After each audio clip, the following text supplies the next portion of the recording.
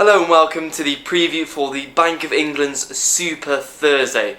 So it's called Super Thursday because on Thursday at 12 PM London time, we'll see the Bank of England release their rate decision, minutes and quarterly inflation report all at the same time, with Bank of England Governor Carney's press conference to take place at 12:45 PM London time. So given the sheer massive information here, it's possible we could see some potential volatility surrounding the release, so very much something to watch out for there.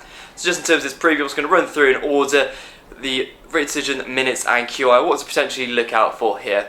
So in terms of rate decision first, this will be the first thing the market looks at, and this is very much expected to remain unchanged at 0.5%.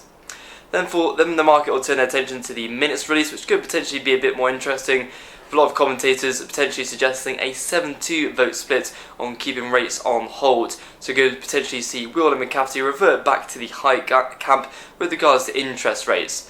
Some commentators have suggested we could also see a potential 6-3 vote split, given some of the more hawkish rhetoric we've seen from the likes of BoE's Miles. However, if you do get this 6-3 split and Miles voting for a hike, it is worth taking this a pinch of salt, given that Miles does leave the BoE in September, so therefore his vote may not necessarily garner as much focus and credibility as the likes of Will and McCafferty.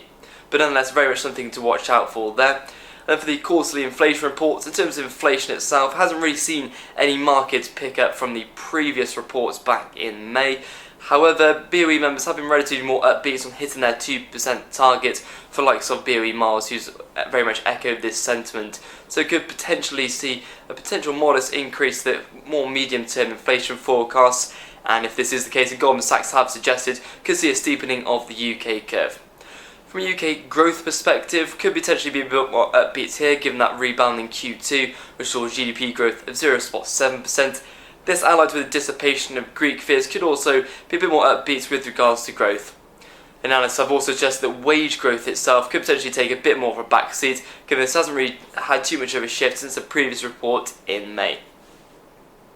So in terms of potential market reaction, there could potentially be a lot of volatility and whipsawing. So as I mentioned, the market will most likely look at the rate decision first, then the vote split, and then the QIR or any pertinent comments from the Bank of England minutes. So one thing just bear in mind here is we have seen a relatively hawkish BoE recently, so there could potentially be some downside risk if the BoE don't potentially deliver on some of the hawkish elements that the market are looking for. However, if the BoE do deliver a relatively hawkish report and potentially a 6-3 vote split on the minutes, then we could potentially see some sterling appreciation and downside in gilts. So one thing just to stress here, this could be very much a key risk event, just given the sheer volume of information that will be on offer here. That's all from me, and thank you for watching.